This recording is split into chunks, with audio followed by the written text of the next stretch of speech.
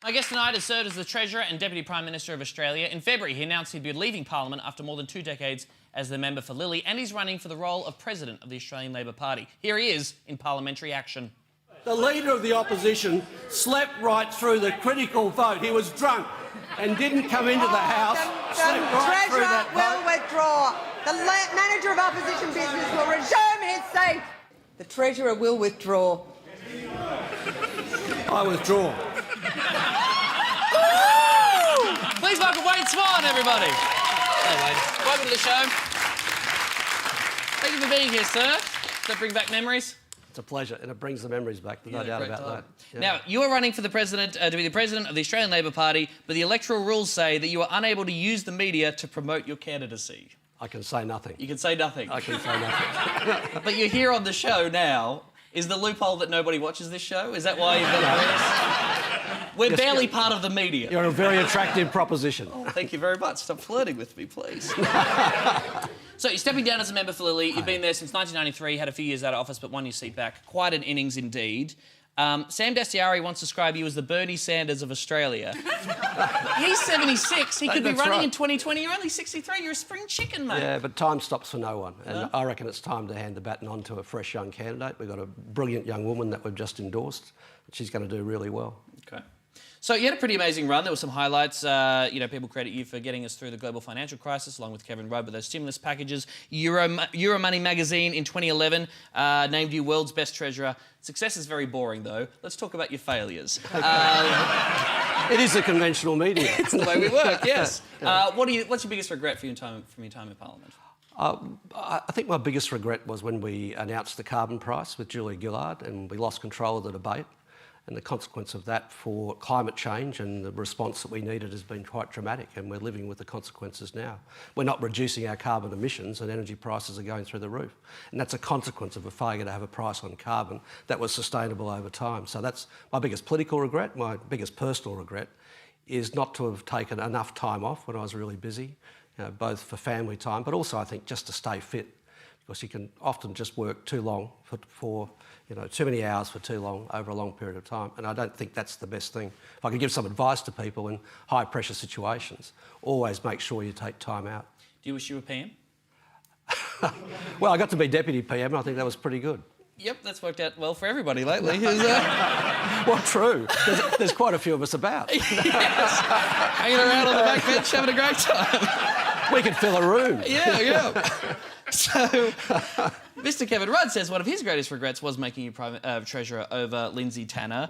You said publicly he was a dysfunctional decision maker. He had a deeply demeaning attitude towards people. He doesn't hold any Labor values. Bit of bad blood there. Now, he's the godfather of your son, Matt. Do you guys hang out? Or is it a bit of... No. I think you might have got the impression we don't hang out. Yes. And Kevin and I were once very good friends. We're no longer friends, but I don't intend to canvass those relationships. I mean, there's been enough disunity in the Labor Party, and I don't want to add to it by canvassing it. But pay credit to Kevin. He did a good job during the GFC. The government worked really hard. And just because you don't get on doesn't mean to say you can't work together. And plenty of people had to work with people they don't necessarily get on with, but they work together for a greater good. And I think we did that. Let's talk about wealth inequality. This is a major passion of yours. You wrote an essay back in 2012. Tackling rising inequality was one of the tasks that called me into politics. And you've been making a lot of headlines lately talking about this. According to Oxfam, the top 1% of Australians own more than the bottom 70% combined. Why are things like the way they are?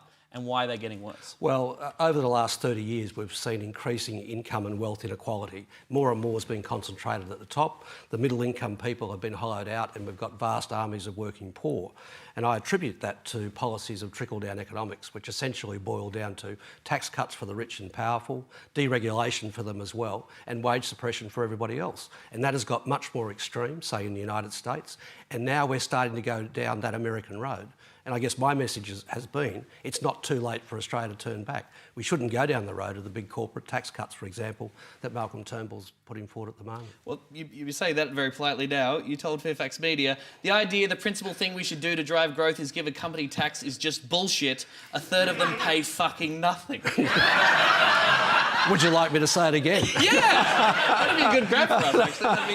That'd be helpful. Yeah. So this all forms part of the general worldview or the system that you might refer to as neoliberalism. That's Can you explain to us exactly what you mean by that term? Well, basically it means wage suppression, that is cutting the wages for the great mass of working people and relying on tax cuts to the rich and wealthy to trickle down and be shared at the bottom. And they're just not. So the consequence of that, say, even in this country, is we've got an increasingly insecure labour market. You know, 1 in 6 people are either unemployed or can't get enough hours of work. If you're aged 18 to 24, it's 1 in 3. So whilst the overall unemployment number is relatively low, what it disguises is increasingly insecure work, examples of where people are not paid their proper entitlements. I was off today talking to some people who work for the food delivery companies, you know. I won't name them, but I mean, they're getting $8 a delivery. They've got no protection. That $8 for that delivery doesn't depend on how long it takes them to do the job. They could have to go a long distance. There's too many people being exploited in the labour force. And the big challenge for Australia is to find a way to create jobs for all. Good jobs, great life. That's what we need. It's got to be a huge challenge for the Labor Party too, Too right. Like union density is really low. Exactly. Membership of the political parties is down. And then we see policies like negative gearing reforms coming from the Labor Party, which Treasury says will have a mild impact or almost negligible impact. We've seen a lot of tinkering with some things that pisses off a whole bunch of certain constituencies. What do you think the Labor Party has to do? Has to really change from where it is now to seriously address these problems? We've got a very big and bold agenda. I mean, you talk about negative gearing. Taking that step is a huge step, fraught with political difficulty, the right thing to do for subsequent generations that are trying to get into the housing market. The changes we announced in tax in a number of other areas are very substantial. The economic policy being put forward by Bill Shorten and Chris Bowen is one of the boldest from the Labor Party in a generation.